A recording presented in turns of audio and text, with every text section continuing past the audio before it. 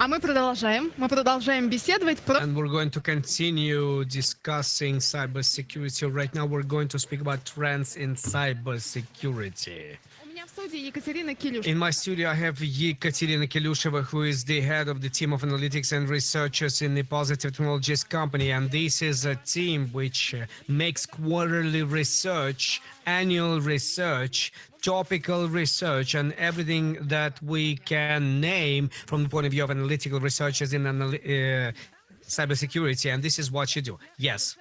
So I came to the right place. Katya, can you tell me, please, how the activity of criminals have changed since the beginning of the year? Which companies become the targets of attacks?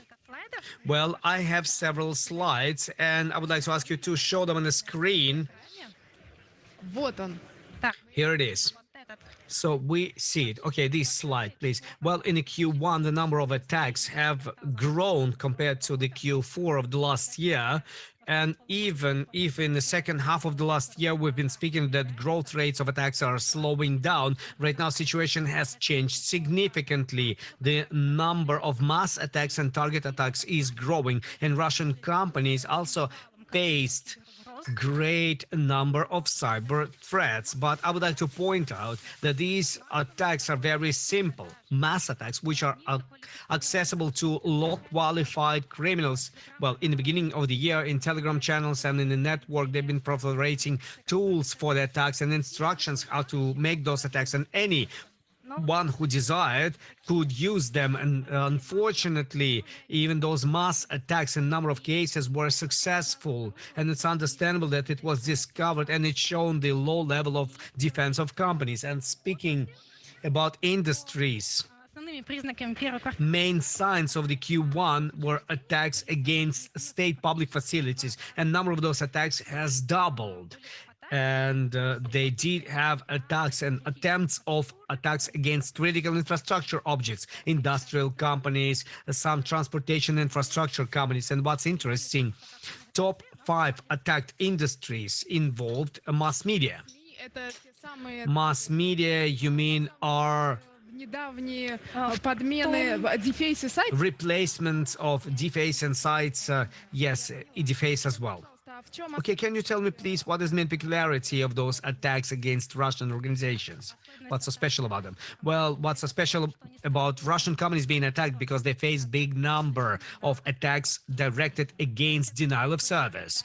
So these could be attacks of encoders, which are targeting destruction of the infrastructure, deletion of data, and a simpler attacks, DDoS attacks, also interface attacks against interface of the site, attacks for temporary discontinuation of those resources operation. And I see the increase of the attacks against web resources, because generally speaking, the level of their defense is not very high, as we know from our results of research.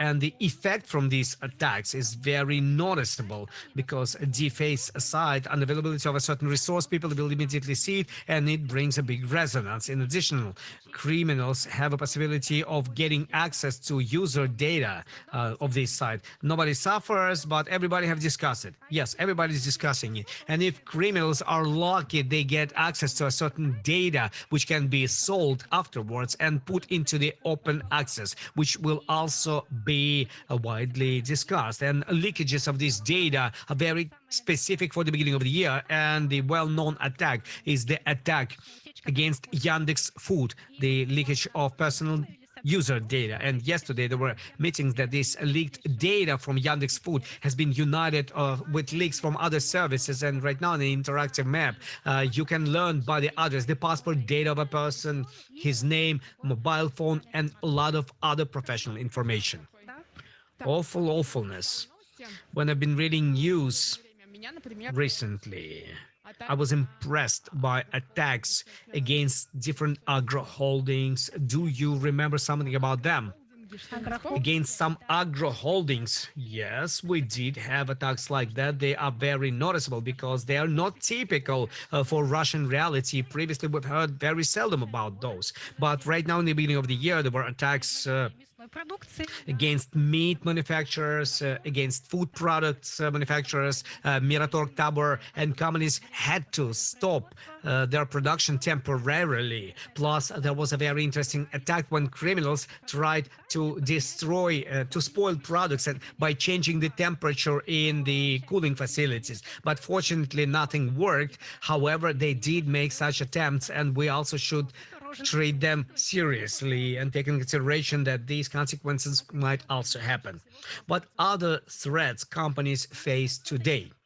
Well, the main threat is encoders. I have a slide about this particular topic.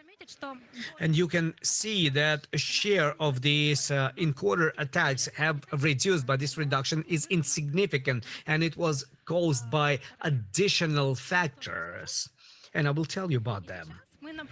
And right now we're observing very interesting peculiarity. Last year we have noticed it, that amongst participants and amongst encoders, there are internal conflicts and fights. And if last year they were related mostly with the fact that different groups, they attacked same companies several times, and there were even situations when there were some false payments, somebody was underpaid, and right now these internal things have been added by external factors. For example, right now, due to some ideological questions, people have misunderstandings. For example, one of the participants of Ponzi group have put the source code of this encoder.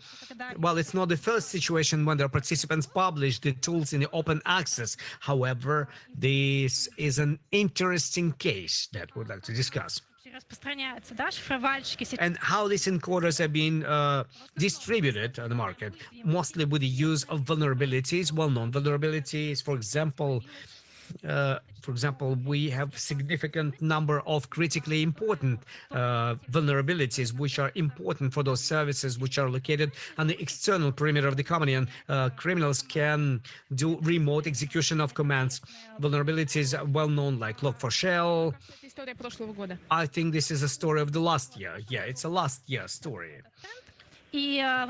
And this year we see another well-known Spring4Shell vulnerability, which also will be used by criminals. And right now situation is following that we see the fight, the one who's going to be the first one to find the vulnerability, criminal or the researcher, who's going to be the first one to make the patch or the first one who will make the exploits. In order to win in this race, the companies should have very direct testing of their products if they are developing something and their systems.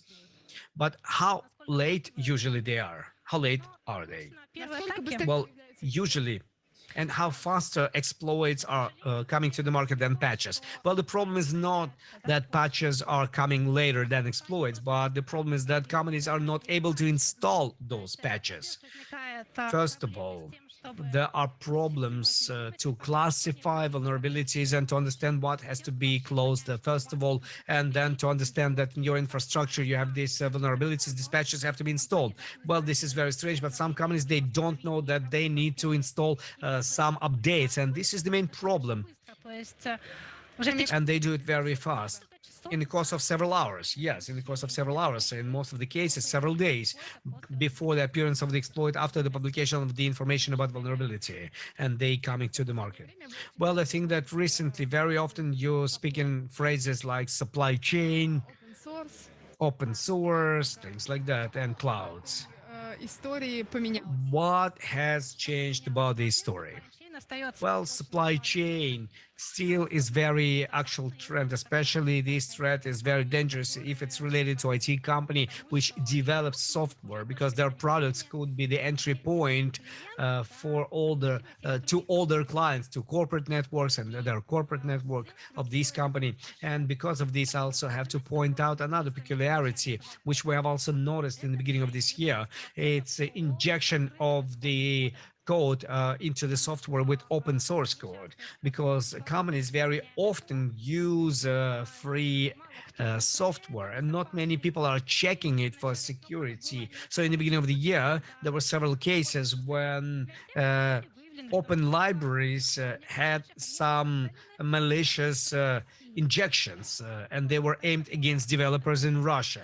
So this trend is out there. Also about Linux systems, we also have to say a couple of words about it because Linux systems right now they gain more and more popularity. And what else we have noticed? It's cross-platform trend that criminals are rewriting their these could be encoders, it could be remote control situations, but if previously they've been a threat for Windows systems, right now we see more and more malicious code for Linux systems and ready to work in any other systems where they're going to be enrolled. Well, does it mean that Linux become more popular?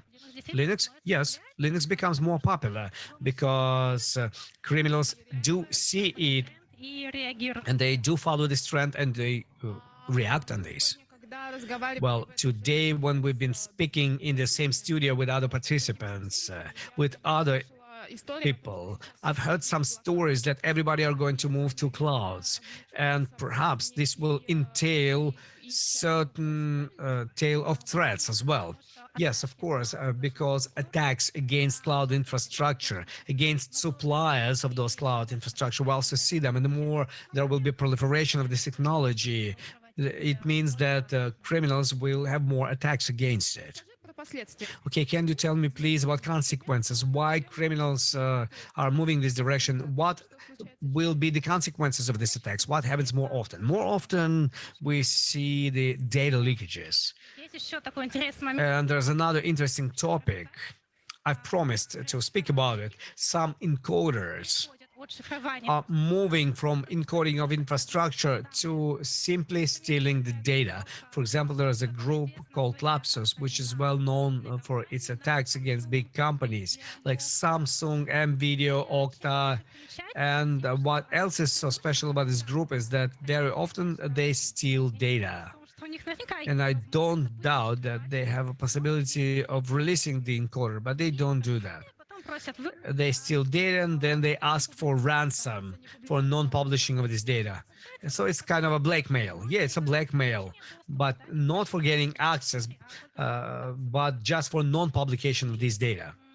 And another interesting topic, some encoders, ransomware encoders, came from attacks of financial actives, went to the attacks directed against destruction of the infrastructure. So we see that they've changed their motives. They attack not with the purpose of gaining access to money from the victim, but just to destroy the viability of the company. And in Q1, we see that there was big number of Viper attacks. What is Viper attack? Well, their mechanism is very similar with ransomware encoders. They either delete data from the device or they encode these data, but they do not provide the possibility of decoding this data. They don't offer this option. So it's encoders in one direction. But what is the main sense? The sense is to destroy the viability and integrity of the company and destroy its infrastructure. So this is change in the motives. So we have two main consequences here. It's the leakage of professional information and violation of the main activities. So these attack results are being faced by companies today. So if we're going to speak about examples, you can remember the recent attack of the ransomware against Toyota, and the company had to stop some of their factories. And according to estimates, this attack might lead to the situation that they could lose 5% of their average revenue. Well, I would like to make some other examples. Should I? Like Vodafone, there was an attack against Vodafone when thousands of clients were without any communications. They could not call, they could not write SMS. Wasn't it an infrastructural error? According to the corporate information, it was an attack. These could be caused by errors, but in this case, it was an attack. What would you recommend to companies to protect themselves from these attacks?